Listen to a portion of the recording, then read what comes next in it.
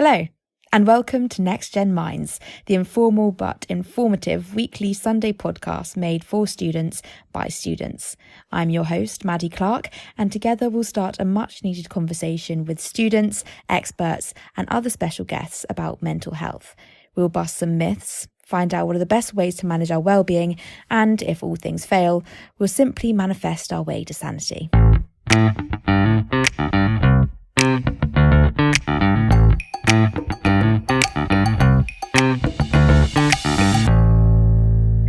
Hello and welcome to today's NexgenMinds podcast. Today I am joined by Erin Quigley and Charlie Smith, co-founders of the brilliant new foundation, Our World, set up in loving memory of Robbie Curtis. And the initiative behind Our World, as I understand it, is to promote positive mental health and support development projects in Africa. Now, before I start this podcast, I just wanted to warn listeners that we will be talking about suicide. And suicide just means to end your life intentionally, and experiencing thoughts of suicide can be frightening and can come from nowhere or begin as fleeting thoughts of wanting to disappear or escape, and they may progress into feelings of hopelessness and worthlessness, and planning or taking steps to end your life. And if any point in this podcast you need to take a breather, or you feel triggered by anything we discuss, please be aware that there are lots of resources at your fingertips to help you and provide a non-judgmental, safe, supporting space for you to talk. And it's so important to know that you are not alone. Samaritans, Papyrus and Helpline are all really great, free, confidential, anonymous helplines. So if you feel like you can't talk to your friends or family, please know that there are other ways to reach out and get support. And also, I'd just like to reiterate, I am not a mental health expert, nor have I got any experience in terms of dealing with suicide or suicidal thoughts.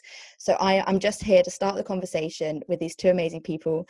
And so if I word any questions wrong, or if I overstep any lines, Erin and Charlie, please do let me know. And I apologise profusely in advance if I do so. So with that said, hello, Erin and Charlie, welcome to the show. Thank you both so much for joining me today. Thanks for having us. Yeah, it's an honour. Yeah, thanks for having us.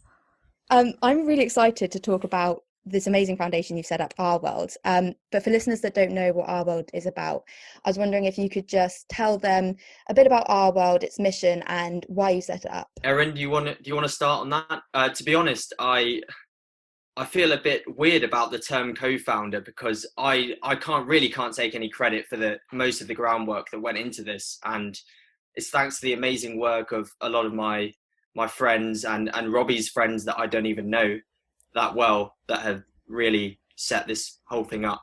Yeah, I mean, it was his mom, Leslie, that kind of started everything going, and she's honestly been amazing, like things that she's achieved. I mean, we've only been like officially launched for I think like 2 weeks or something, and it's just, yeah, it's amazing what she's done so far. So yeah.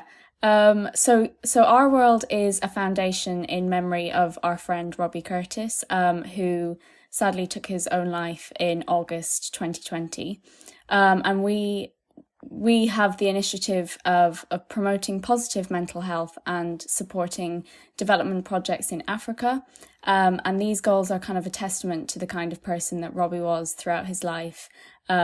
And he had a real passion for philosophy and a love for travel. He was kind-hearted and incredibly loved by everyone that knew him. And we tragically lost him to his battle with mental health. So we decided to mirror his kind of desires to help others with a project dedicated to do just this. So kind of through our work, we hope to create a positive change in the way mental health is kind of understood and talked about, and help others who are suffering with the same issues that Robbie faced, and kind of eliminate the stigma that so often comes with this issue.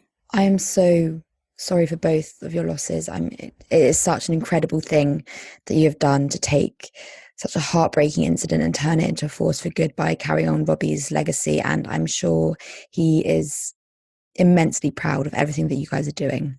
And I was just wondering, don't worry if you don't feel like answering, but I was wondering how you've been coping, or what you've been doing to help you cope with Robbie's death.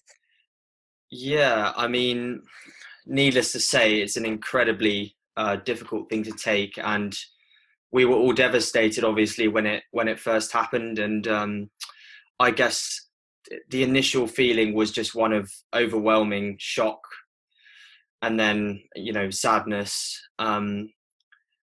I would say personally, I've probably coped as well as one could hope, which I'm grateful for, and I hope that everyone else is doing as well. Although, of course, it's not to be expected that everyone will get over like something like this quickly. This is something that will affect us all, for our whole lives. But I do think, through working with Our World and just having known Robbie for such a long time, he was such a positive person, such an uplifting person. And now when I think about him, that's the prevailing thing that I think about. And I hope that continues.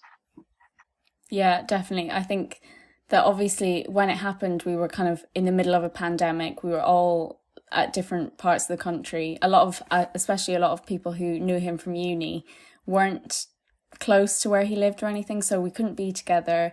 We were kind of grieving very much in isolation, which was so hard because no one around us knew kind of what we were going through. But definitely setting up Our World has really helped me kind of cope in terms of creating such a positive change for the worst possible situation that could have happened. And I know he would be so proud of what we've done so far. So it's kind of, creating good out of the worst situation. And it's so nice because it must have created such a community amongst you guys to have that thing in common that you can be working with and that's positive, and channeling everything that you must have been feeling through a really positive force. Do you think that establishing that kind of community played a really big part in helping you guys? Yeah, definitely. I think especially, so I met Robbie at university, and then through him met all of his home friends and everything. So it's kind of like, obviously he's not here anymore, so it's nice to still have that connection with everyone who was friends with him, and kind of, be able to talk about him and like share stories and everything. So it's nice to have that connection with others who loved him as well.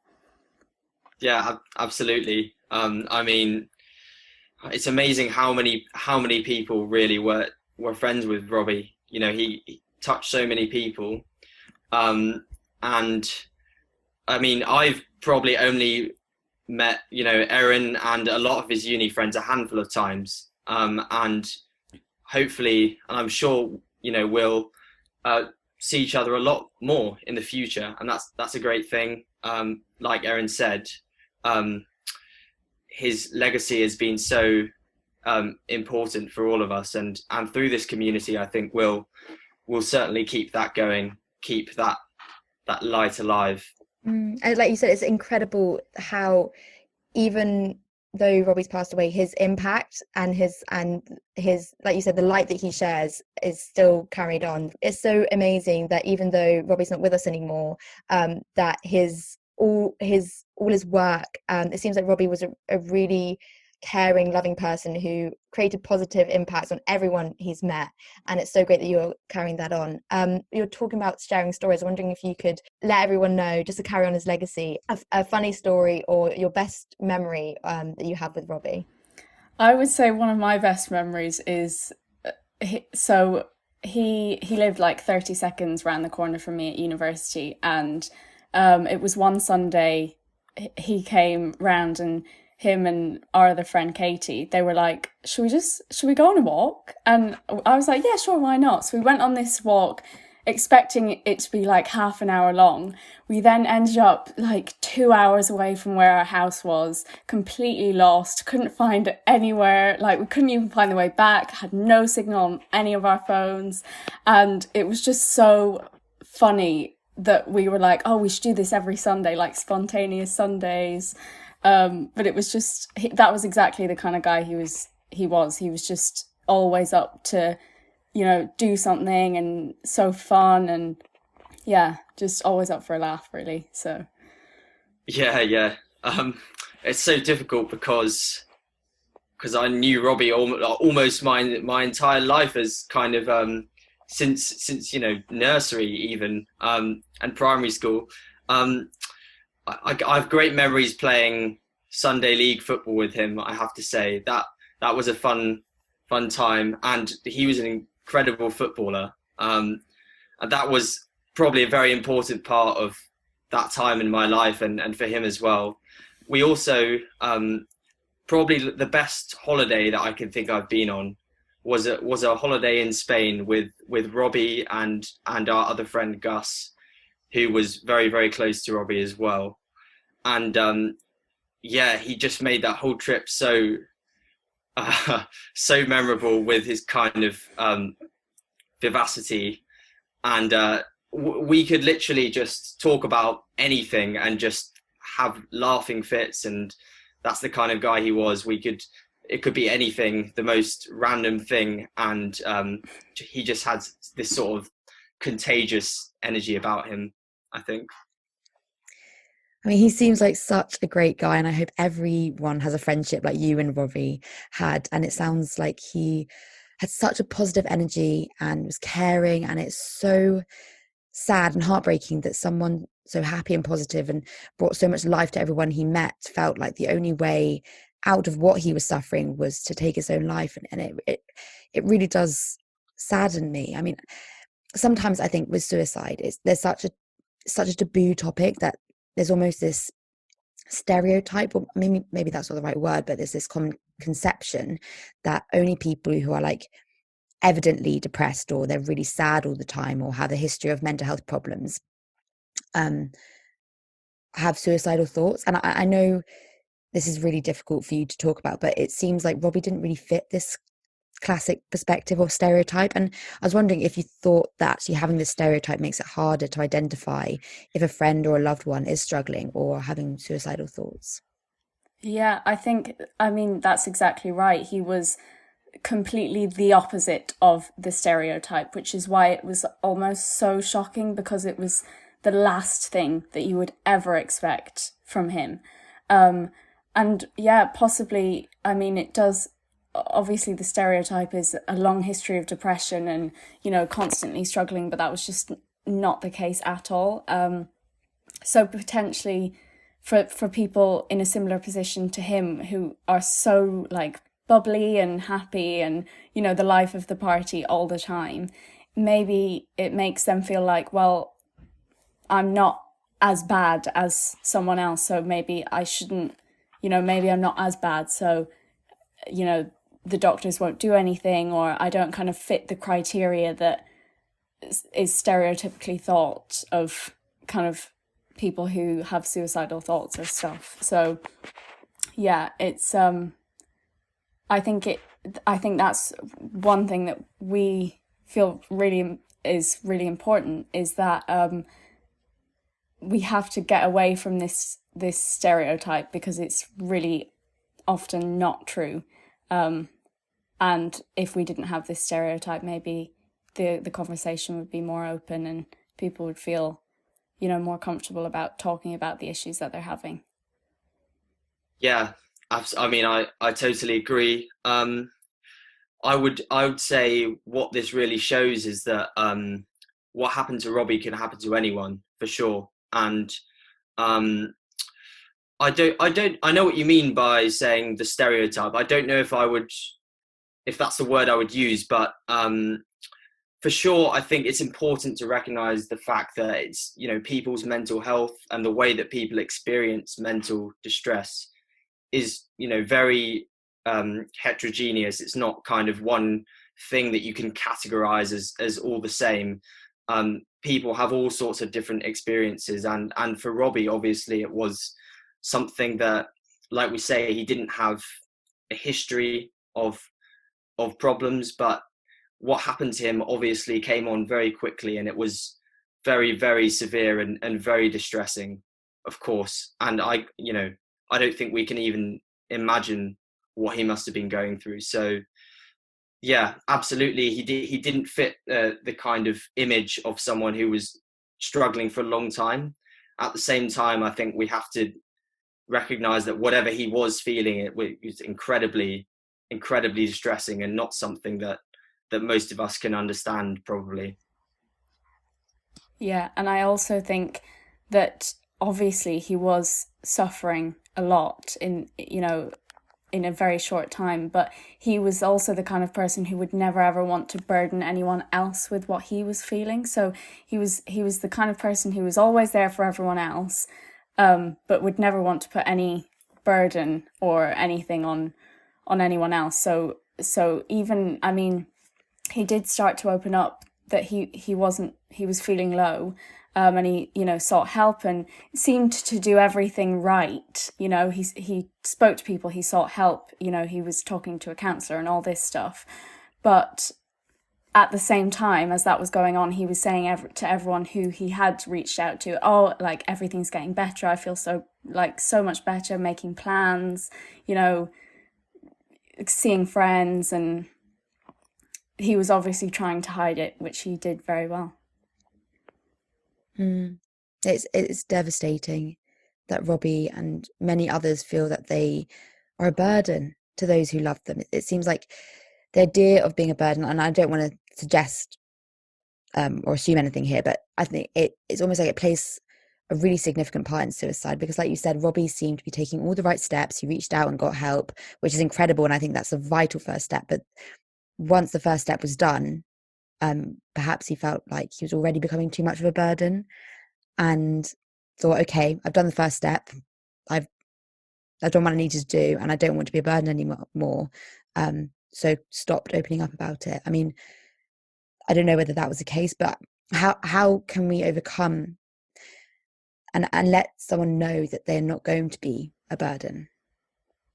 Yeah, I think, I mean, I even think that so obviously he was seeking help and everything, but that it takes a long time for things to kind of work. I don't know how to phrase it, but like, it obviously isn't a quick fix. So maybe he felt like he's done all these steps and he still feels low. So now what?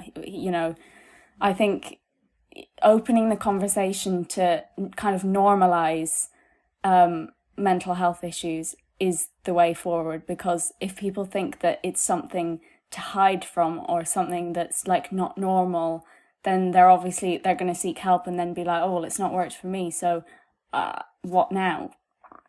Yeah, I would just add to that. I think Robbie, he did do all the right things, at least at first, like you say.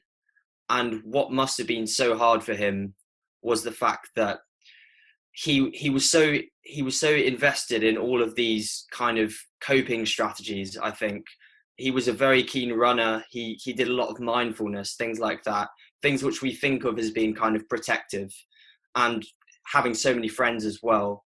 And all of those things then kind of not translating into a quick fix. And obviously it's, with things like this, it's never going to be that easy.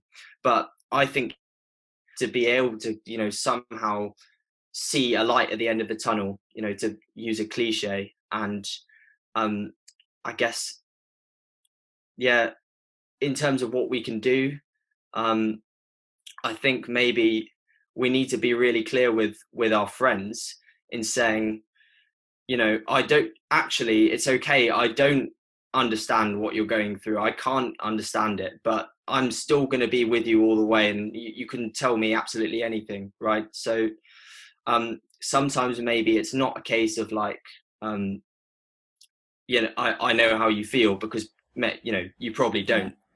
And I think as well, his I don't know, but he might have thought, well, I have told this person that I'm not doing great, but I'm still not doing great. So if I tell them that I'm doing fine, then that will kind of ease their worry about me, because I mean, maybe he thought there's nothing else that can be done, really, which that's the issue. Like, we need to be able to talk about how we are really feeling, and that it's okay for it to not be working, and like for things to not be working straight away, to still feel down if you have sought help, kind of thing. I think to reiterate again, it's not a quick fix. Mental health it's about resilience, and that doesn't come overnight. You can be doing all the right things, but it might not be helping, and that maybe that can stem from frustration. And that's when, like you said, creating those conversations and creating that safe space is so important. Even like, I mean, so one of our missions is to kind of train people in mental health first aid, which so many people get trained in first aid, but mental health first aid is kind of just as important, if not even more important. But it's kind of, we need to create the awareness of the things to spot, or even how to have a conversation with someone who may be struggling, or, you know, what to say, or who to kind of refer them to, or say, oh, you should check out this person or this place, or, you know, I think a lot of people are unaware of what to do. So if, say, their friend comes to them and says, I'm feeling this, they don't know what to say back. And the friend knows that, like, I know that this person doesn't know what to do, because I don't know what to do. None of us know what to do. So it's kind of raising that awareness about the signs and the support that's available. Yeah, absolutely. And I think that you've really hit a really important point, because I think there is this fear around starting the conversation, because exactly like you said, you don't know what to say. Like I'm just going to put myself out there. I was terrified for this interview because I don't want to say the wrong thing. And I think there is such this taboo around talking about it, because none of us know, none of us are mental health experts. None of us have a PhD in psychology. I mean, if you do, amazing. But majority of us don't. Listen, Erin, aren't you a psychology student? I am, but not in mental health. I'll be relying on you to correct me for any mistakes I make. But it is this problem that, I don't know what to do. But actually, just get rid of that myth that you need to be the one to help fix things, because all you need to be is someone there to listen and being ready, and just listen to how they're feeling. You don't have to fix it. You can then help them afterwards and find the resources and the help that they need to get from a professional or like helpline. But it's like you said, there is no training at all. Like even in secondary schools, we're taught in PSHE about drugs and sex, which are really important things, but we're not taught. Mental health is not talked about enough, especially on like a practical level. And I think what our world's doing to try to promote that is incredible. Yeah, things are changing, I think, slowly but surely. You know, people's awareness is always increasing now, especially now, and I hope that continues, because we need it now, you know, more than ever. Exactly. And what other steps do you think need to be taken to continue this awareness and increase the effectiveness of suicide prevention? I mean, what steps do you think need to be taken? I mean, so on top of kind of creating awareness generally, it's, I mean, suicide is such an issue, specifically in universities at the moment.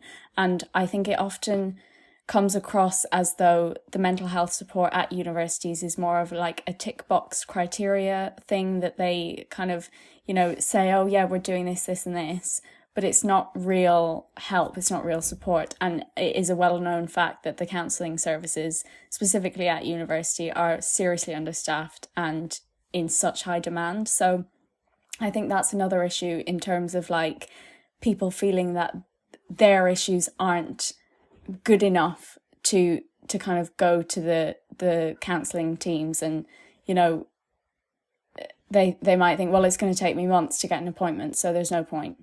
So I think kind of getting that mental health first aid training in the staff, who can then pass this information down to the students, is the most important thing, because as well, often students go to their personal tutors who with issues, and then, you know, they don't have the skills to have these conversations, so they just refer them to the counselling department, which is just it takes months or weeks to get an appointment. So yeah, I think kind of equipping more people with the tools to be able to have these conversations will then make people more likely and feel more comfortable with going to their tutors or even other students to tell them how they're feeling.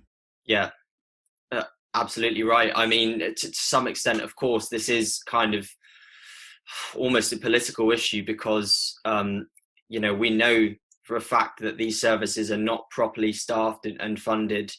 And that also extends to, the NHS as well, sadly.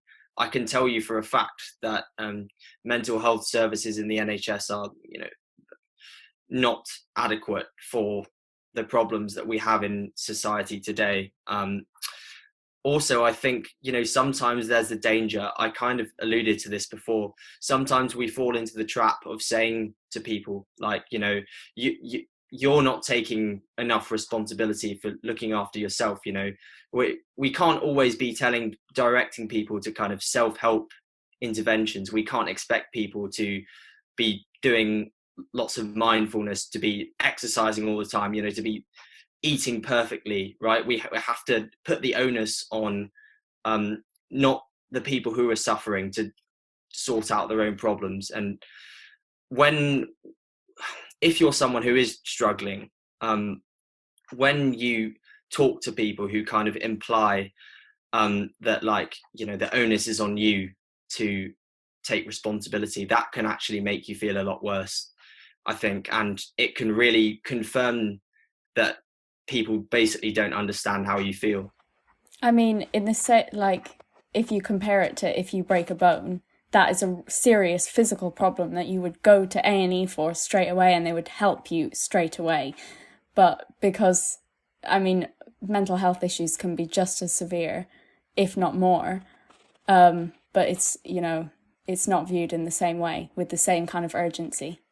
Yes, I love the breaking bone analogy. Like, when you break a bone, you also go to the physio to work upon, like, the muscles around the broken bone so then in the long run you can be okay and not break it again. And it's the same with mental health and suicidal thoughts. Like, when you do take that first step and reach out for help or see a professional, that first conversation or session will be one of many, and all the techniques of, like, mindfulness, running, they are the foundation of a good mental health, but different things work for different people.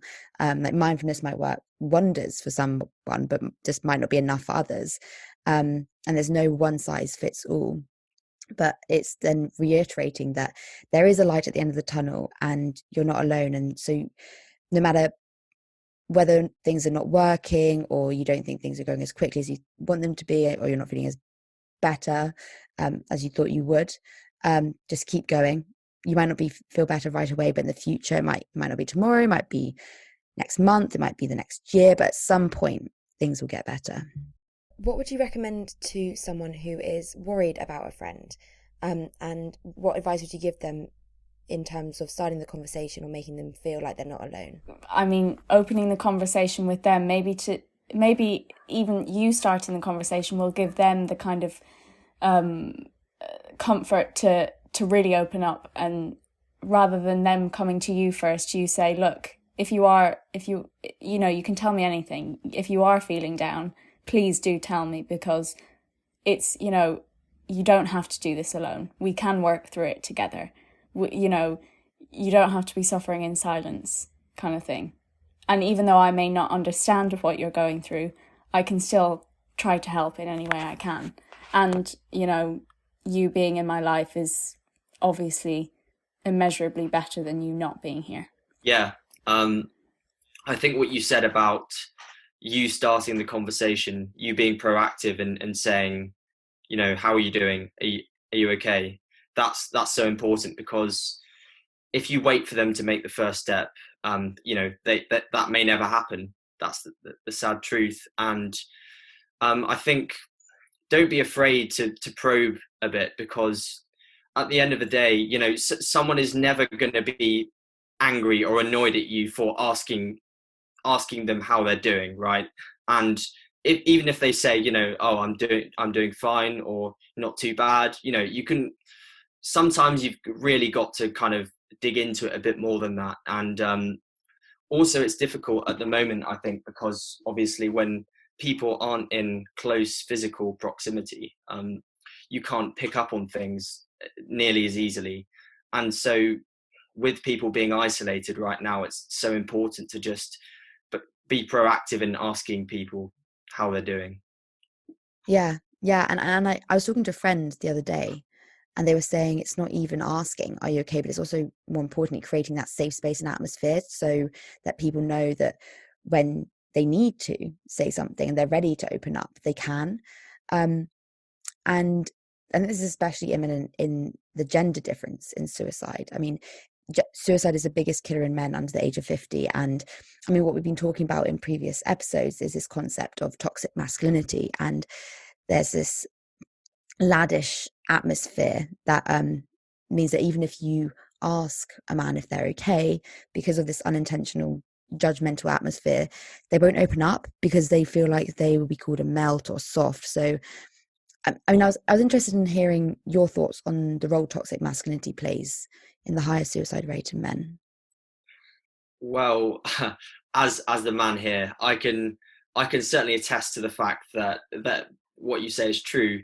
There is certainly a culture. Again, yeah, toxic masculinity. I mean, it's quite a loaded term, but there is a culture of not talking, and there is a stigma which particularly affects men, and I think that's well recognized.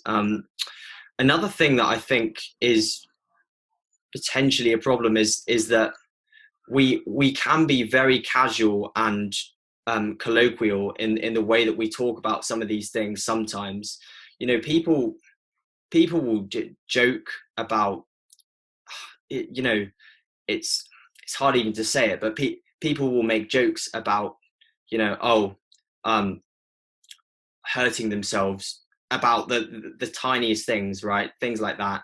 And people will kind of casually say things like, yeah,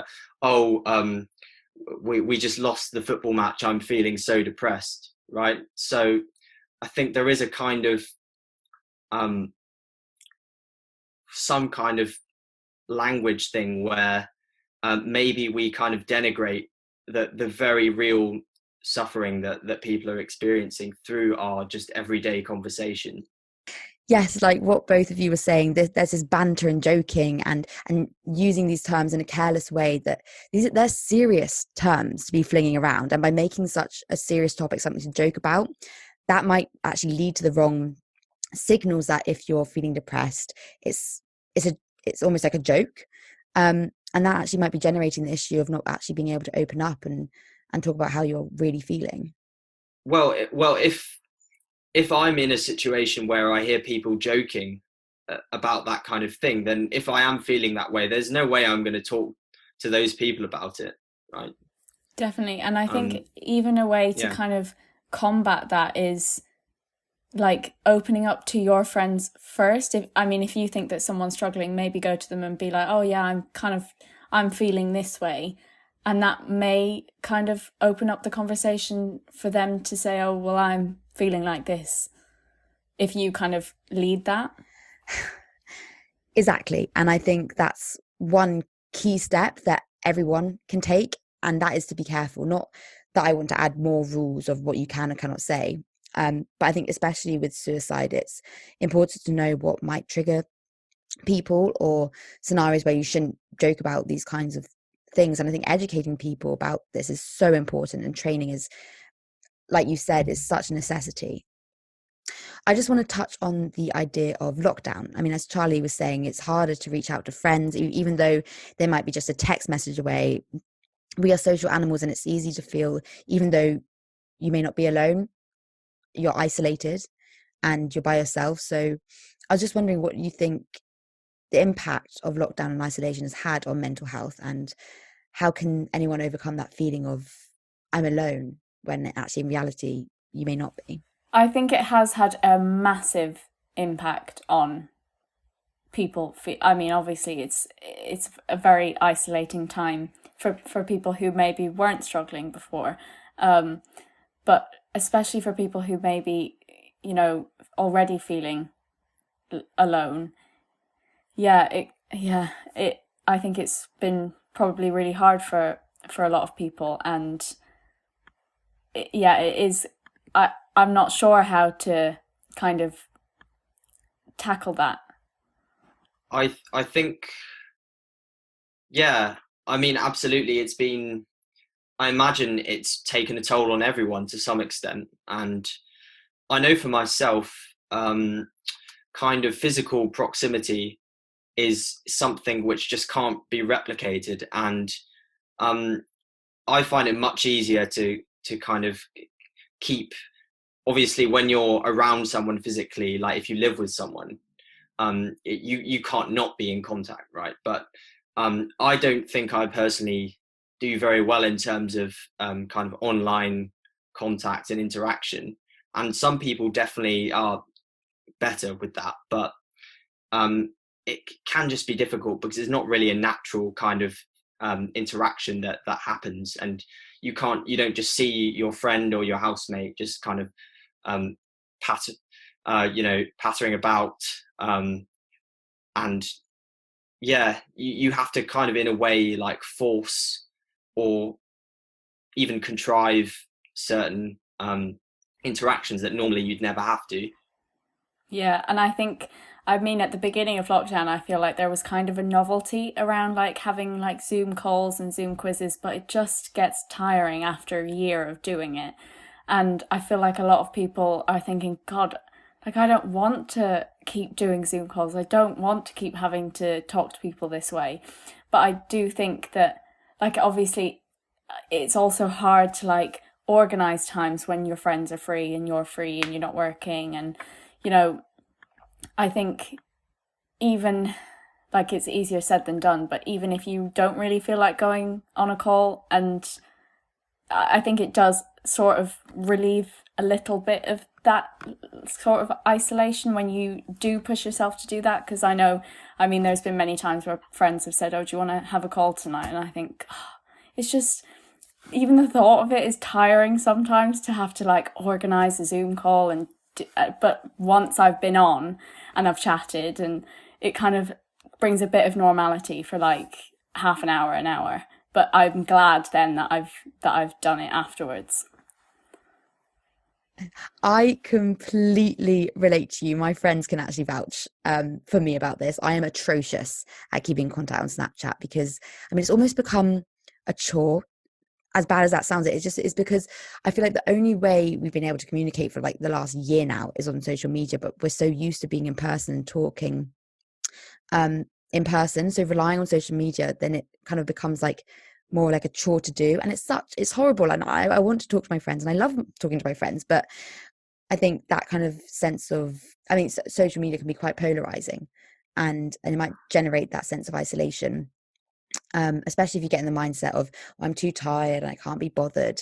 But like once I do have that FaceTime or talk or even just a text, I was talking to the director of Time for Change last week, and just sending a text, I mean, they might not be free to talk, but it's just acts as a reminder that there are people who still care and still are looking out for you. Yeah, I think that is so true, because I mean, I've like recently just got a text from someone who I haven't spoken to in a couple of months, and I was like, oh, that's really nice. Like, oh yeah, I'll have a chat with them. So it's kind of, yeah, I think sending a message to someone that you haven't spoke to in a while would really perk up their spirits and yours once you kind of get chatting and catching up a bit. And when possible, I mean, hopefully things will start to improve now. But when possible, of course, just take the opportunities to see people in person when you can. Things like, running with a friend, a lot of people seem to be doing, and I personally found that to be really good, a really good way to just get out and to kind of combine like exercise, something that makes you feel good, with also a social thing. Me and Robbie actually used to go on quite a few runs back ages ago, in probably like April, May time last year. We did that for a while, and that was great. And yeah, I'd highly recommend that. Yes, interaction. We need it. Even not a run for those who can't run. I'm one of them. But even for a walk, anything to get out the house and get that human connection. I'm aware we're running out of time, but I just want to ask 2 quick questions to finish the podcast. They're quick but hefty. Firstly, what would success look like for our world? I think just being able to fund as many mental health first aid training courses in schools and universities as possible, and building the awareness of the signs and how to spot them and where to go for support, and just kind of opening up that conversation about mental health issues. And even if it helps one person, that would be success for me. Yeah, exactly. I mean, obviously we want to share Robbie's story as widely as we possibly can, because I think he deserves that, and we all want to kind of preserve the legacy that he has. But at the same time, we really just want to make a tangible impact on the way that people are feeling. And like Erin says, even if one person benefits from this, even as one person, we can stop from progressing to something really severe. That's a brilliant thing that we've done. And hopefully down the line, we will be able to actually impact a lot more than just one or two people, many people, because when you do the mental health first aid training, you can then disseminate that knowledge and that experience to so many other people. I mean, and even just kind of preventing that one person from suffering the same fate as Robbie, that helps hundreds of people, because I mean, we know kind of firsthand how many people have been affected by his loss, and to stop that from anyone else, experiencing the grief and losing someone close to them is immeasurable. I mean, the suffering that anyone is feeling, that doesn't end when they decide to take their own life. That suffering passes on to those who are left behind and grieving, and that's why it's so important. And what you've been emphasizing this whole podcast is to let people know that they are not alone and they are loved, and remind them what they would be leaving behind as well. But lastly, this is a very personal question, and if you don't feel comfortable answering it, please don't worry. But with everything that you know now and the training you've been promoting through our world, if you could say one thing to Robbie now, or go back to August time, what would you say to him? I think I would just tell him how much better life with him in it is for so many people, and that even though he's obviously struggling a lot, it has to get better. It will get better. The pain will not last forever, and we, will all help him through it. If I could go back, I would. Yeah, exactly. That's exactly what I would say as well. And I mean, I've thought about this a lot, to be honest, kind of the question of looking back, what could we possibly have done? And in hindsight, you can always probably think of things and identify things that you could and would have done differently. But at the time, it was really, really hard, because, I mean, for me personally, I basically was quite in the dark about how he was feeling. And I can't blame him or myself for the fact that we just never really opened up about that. But of course, I wish that I had known, and that if I did, I would have absolutely just really basically probed him. And I think the relationship we had, he would have understood that, and I would have basically done whatever it took just to make him understand that we were going to be with him all the way, no matter what. Yeah, I'm literally speechless, because I just can't imagine. I can't put to words what I'm feeling, and I can't split up. I can't even imagine what you guys must have gone through. And I think Robbie would really appreciate. I'm sure Robbie would really appreciate everything you said today, and everything that you are doing.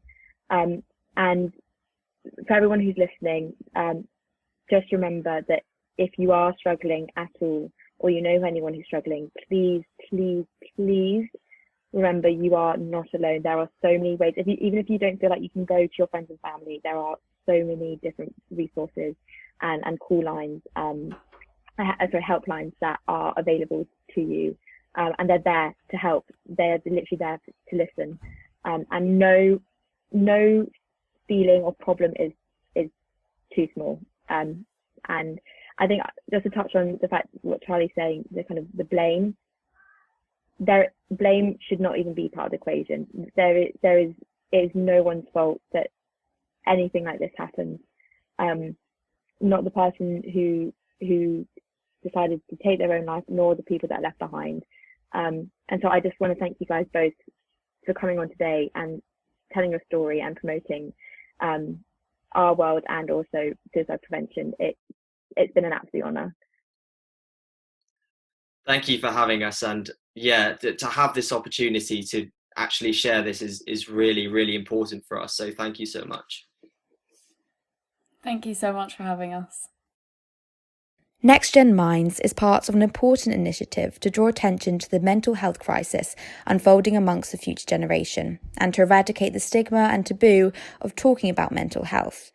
If you feel that any areas or topics discussed affect you, or you're simply feeling lost or overwhelmed, head to the Nexgen University's website for resources on how to cope, including the 30-day Mental Reset Challenge. This challenge includes short 3-minute videos to help equip you with a toolkit of useful coping mechanisms and ways to strengthen your well-being. So, without further ado, let's start talking and make a change.